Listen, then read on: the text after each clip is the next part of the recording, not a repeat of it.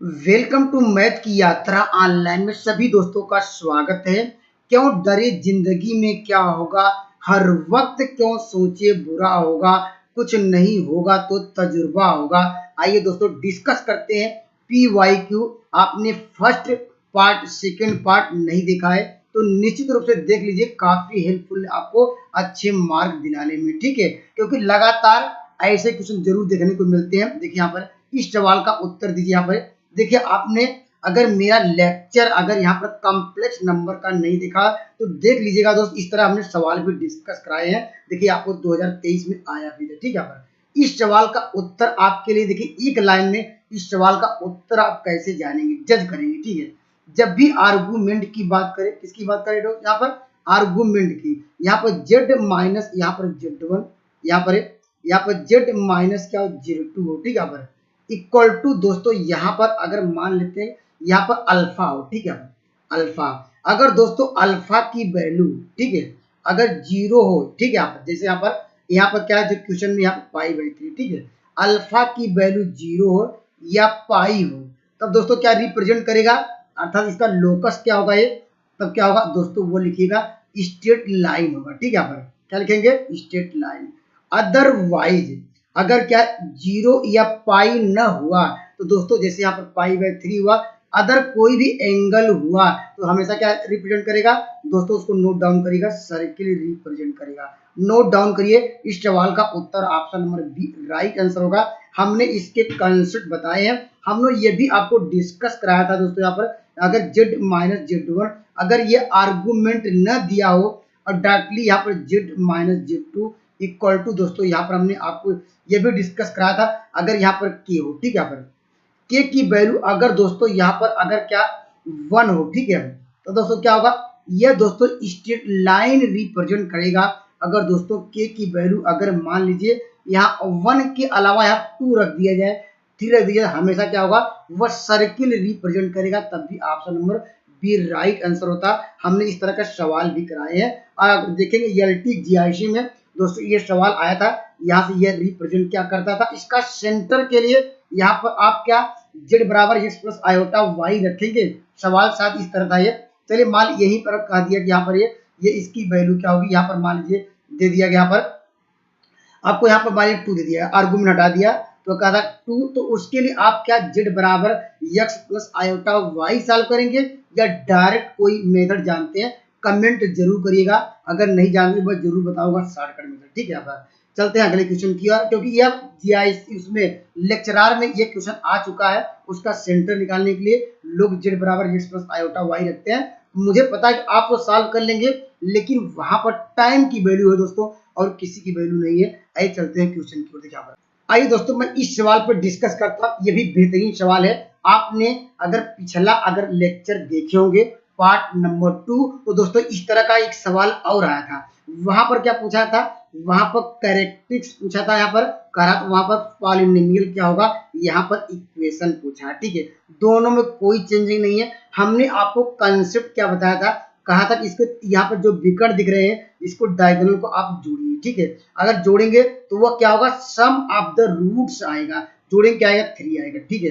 तो आप ऑप्शन में जाइए, यहाँ पर इसके कितने रूट्स होंगे, λ1, यहाँ पर λ2, लैम्डा यहाँ पर 3।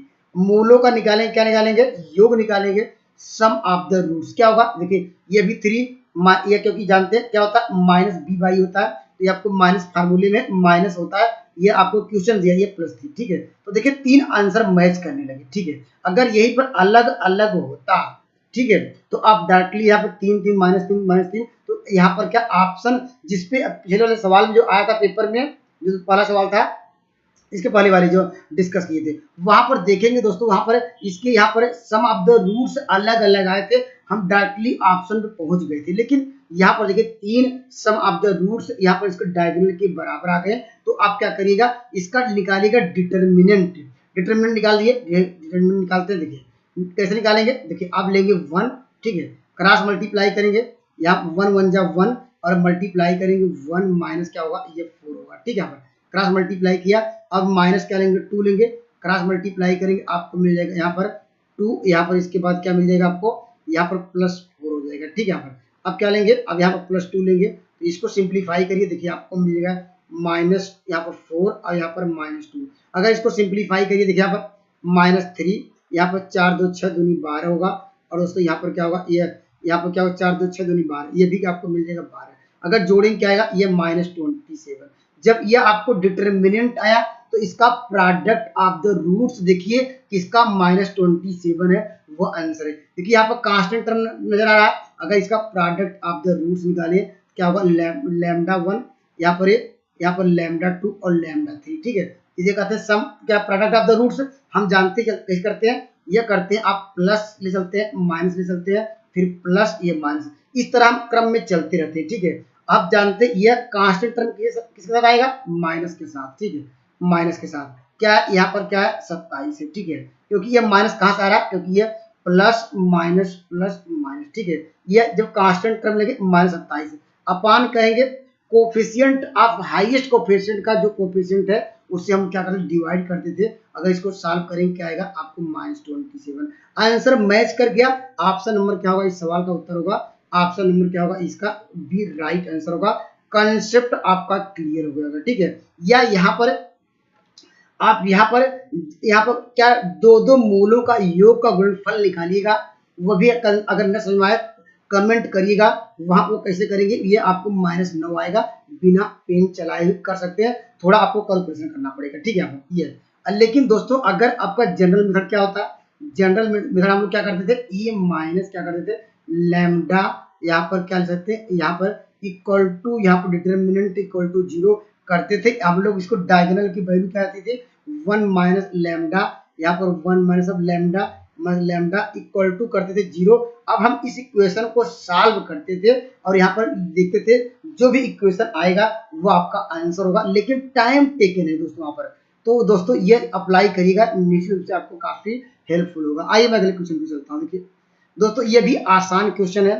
दोस्तों देखिए ये इसका मतलब क्या, यह set of the real number है, ठीक है, या कहेंगे set of the real number है। तो set of the real number है, रियल नंबर क्या होता है आप लोग जानते हैं, -इन्फिनिटी से लेकर यहाँ पर क्या लिखिए +इन्फिनिटी के यहाँ पर बीच कोई भी नंबर रखिए उसे कहते हैं set of the real number. लेकिन आप देख रहे हैं यहाँ वैल्यू क्या, यहाँ पर 0 1, कोई भी आप नंबर यहाँ से उठाइए, ये जानते हैं किसका मान रखते हैं, ये देखिए यहाँ कोई भी रियल नंबर रखिए यहाँ पर। और दोस्तों हमेशा इमेज क्या मिल रही है आपको, 2 ही इमेज मिलेगी यहाँ पर, -इन्फिनिटी से और +इन्फिनिटी के बीच कोई भी नंबर ले लीजिए।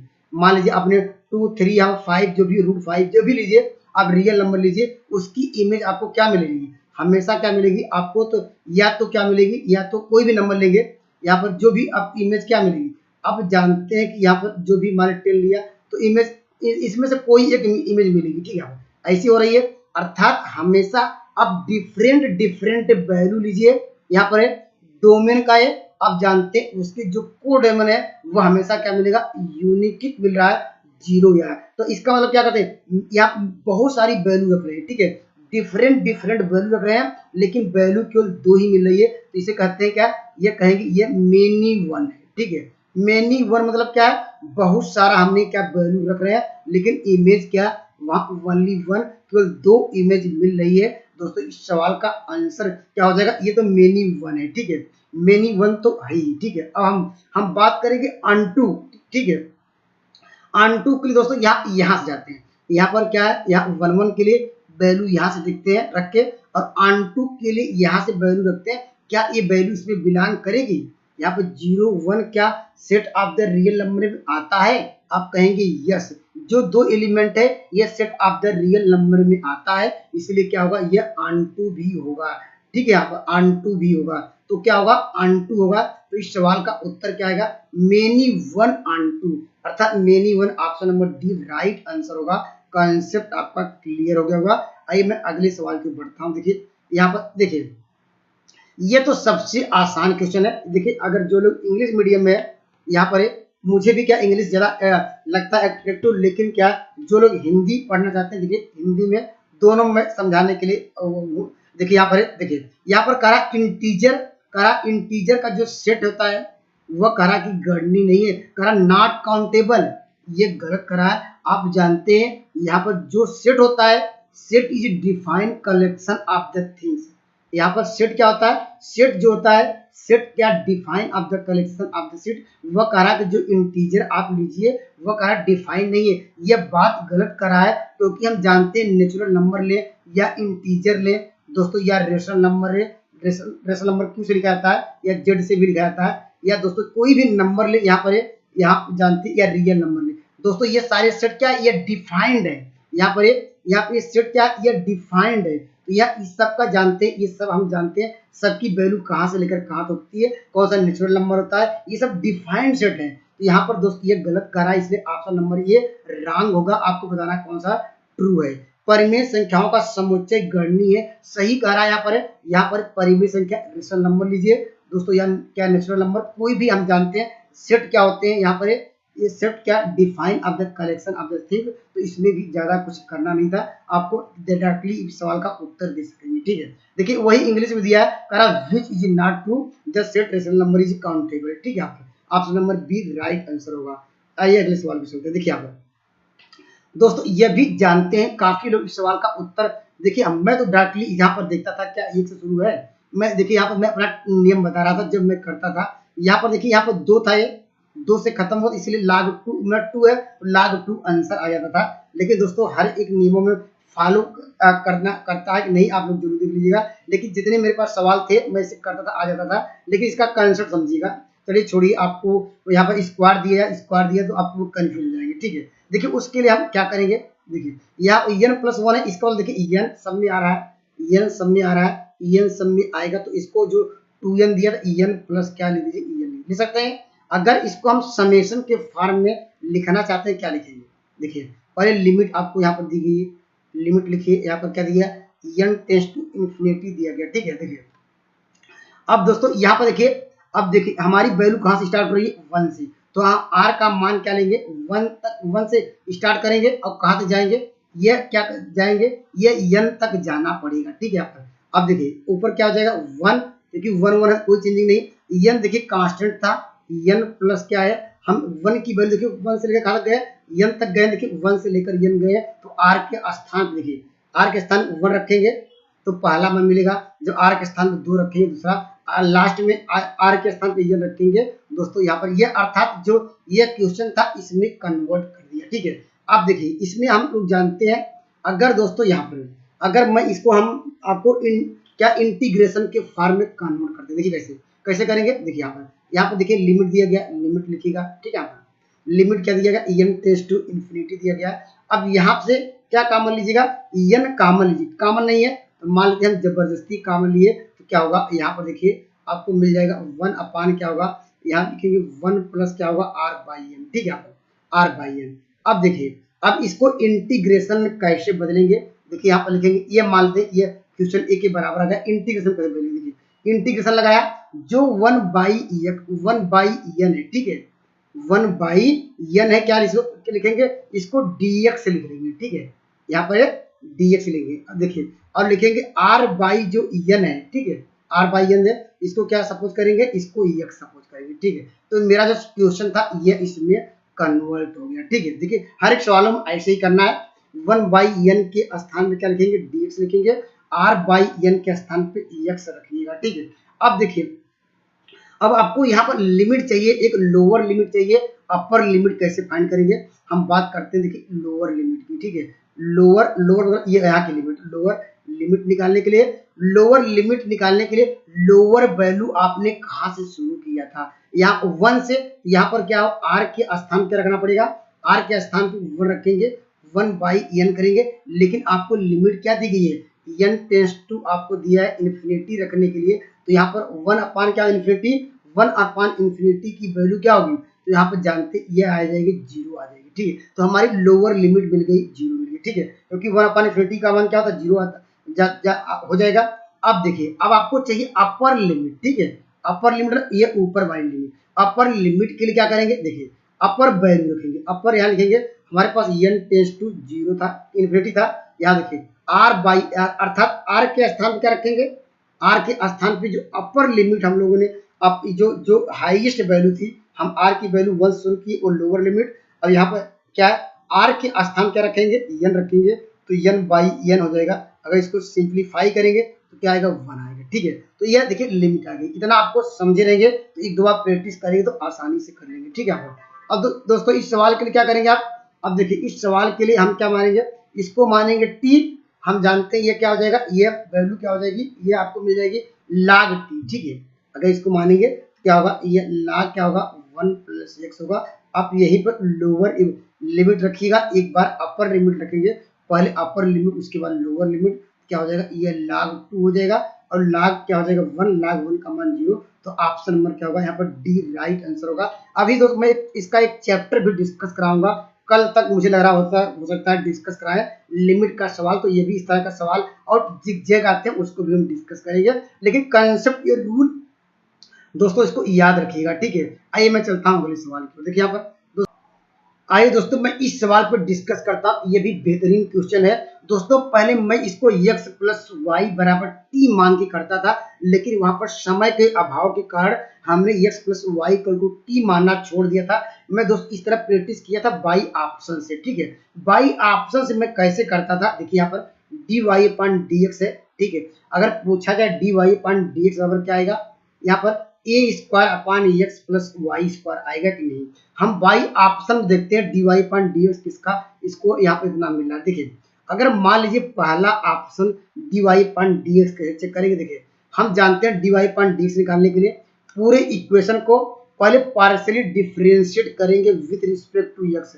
यहाँ पर पूरे इक्वेशन को क्या करिए, पार्शियली डिफरेंशिएट कीजिए with respect to x, y as a treating constant, ठीक है। तो y क्या होगा 0 हो जाएगा, x करेंगे 1 आएगा। और दोस्तों यहाँ पर इस साइड अगर माइनस उस साइड ले जाएंगे तो आपको क्या मिल जाएगा, ये सब पूरी कांस्टेंट है 0, ठीक है। ऊपर का हमने डिफरेंसेस कर लिया, ठीक है। अब नीचे करते हैं, नीचे के देखिए अब यहाँ नीचे रखेंगे कौन सी वैल्यू को, जो यही इक्वेशन है इसको पूरे इक्वेशन को विथ रिस्पेक्ट टू y करिए ट्रिएटिंग x कांस्टेंट, ठीक है। y करेंगे क्या आएगा 1 आएगा, ठीक है। और यहाँ पर देखिए अब बराबर को उस साइड ले जाएंगे तो आपको माइनस मिल जाएगा, ठीक है, -e। और जानते हैं यहाँ पर क्या होगा 10² क्या हो जाएगा, यहाँ पर आप लिखेंगे sec² क्या होगा y माइनस क्या हो जाएगा c, यहाँ पर क्या लिखेंगे, यहाँ पर c y क्या था, ये था। अभी दोस्तों इसका नहीं हुआ, किसका नहीं हुआ, अभी y - c y a का नहीं हुआ। आप जानते हैं यहाँ पर क्या होगा, इस क्या हो जाएगा यहाँ पर, तो इसके लिए क्या हो जाएगा, आप यहाँ पर कांस्टेंट होगा, यहाँ पर सबकी वैल्यू क्यों क्या मिलेगा आपको, यहाँ पर कांस्टेंट। देखिए यहाँ पर ये इसका तो 0 हो जाएगा, y करें क्या आएगा 1 आएगा, तो इसका करेंगे 1/a आएगा, यहाँ कट जाएगा, ठीक है। आप डिफरेंशियल जानते हैं, मैं डायरेक्टली कर दिया, ठीक है। अब देखिए यहाँ पर अब जानते ये वैल्यू 10 में दी गई, 10 में, लेकिन दोस्तों हम इसको यहाँ पर क्या गया, यहाँ इसको हम 10 में कन्वर्ट कर सकते हैं। अब देखिए यहाँ पर इसको क्या सकते हैं 1 + 10², देखिए यहाँ पर लिखेंगे, यहाँ पर माइनस था, इसके स्थान पर क्या लिखेंगे, इसके स्थान 1 + 10² = sec², ये था। हम जानते हैं देखिए 1 प्लस यहाँ रखेंगे 10², यहाँ पर 1 + 10² = क्या होता है sec², ठीक है। तो दोस्तों हम यहाँ पर क्या लिख सकते हैं, देखिए आप लिखेंगे 1 माइनस इसके ब्रैकेट में क्या लिखेंगे, यहाँ पर आप लिखेंगे 1 + 10², तो उसको लिख सकते हैं 1 प्लस लिख सकते हैं आप यहाँ पर 10² क्या लिख सकते हैं, यहाँ पर y - x/a लिख सकते हैं। देखिए यहाँ पर अब देखिए अगले लाइन में आपका आंसर मिल जाएगा, ठीक है। देखिए यहाँ देखिए अंदर मल्टीप्लाई करेंगे, ये देखिए ये इससे कट जाएगा, माइनस ऊपर से भी कट जाएगा। अब दोस्तों आपको क्या मिल गया, आपको मिल गया यहाँ पर केवल ये मिल गया, आपको मिल गया 10² y - c/a, ठीक है। अगर इसकी वैल्यू यही से देखिए हम लोग क्या ले सकते हैं, देखिए अगर पूछा जाए कि यहाँ पर 10y - a बराबर क्या हो जाएगा, आप जानते हैं क्या हो जाएगा y + x का होल स्क्वायर बाई a, जब यहाँ रखेंगे तो दोस्तों यही देखिए मिल गया कि नहीं, इसकी वैल्यू आपको मिल जाएगी x + y का लिखेंगे होल स्क्वायर बाई क्या हो जाएगा ये a² होगा, यही dy/dx की वैल्यू भी है, ठीक है। दोस्त एक दो बार प्रैक्टिस करिएगा, निश्चित रूप से आपका समय बचेगा। मैं तो यही करता था दोस्त, आप अपने अनुसार यहाँ पर अगर लगाना चाहते हैं तो क्या रखेंगे x + y बराबर यहाँ पर t मान के सपोज करके लगाइएगा, लेकिन आंसर तब भी आपका आ जाएगा, ठीक है। और यहाँ पर करेंगे और दोस्तों ये आपको लग जाएगा, यहाँ पर यही पर एक बार डिफरेंशिएट करेंगे, आपको पता चल जाएगा ये कन्वर्ट नहीं हो पा रहा, उसको छोड़ के आगे बढ़ सकते हैं, ठीक है। आपका आइए मैं अगले सवाल पे चलता हूँ। चलिए आज इतना ही, नेक्स्ट हम लोग क्या कल मॉर्निंग में डिस्कस करेंगे इसके आने वाले जो क्वेश्चन है एकदम बेहतरीन तरीके से, जिससे आते आते पेपर की तैयारी अच्छी तरह से करिए। कुछ हम चैप्टर वाइज करेंगे, कुछ मार्क टेस्ट लाएंगे, आपका पेपर अच्छा होगा दोस्तों। तब तक के लिए जय हिंद।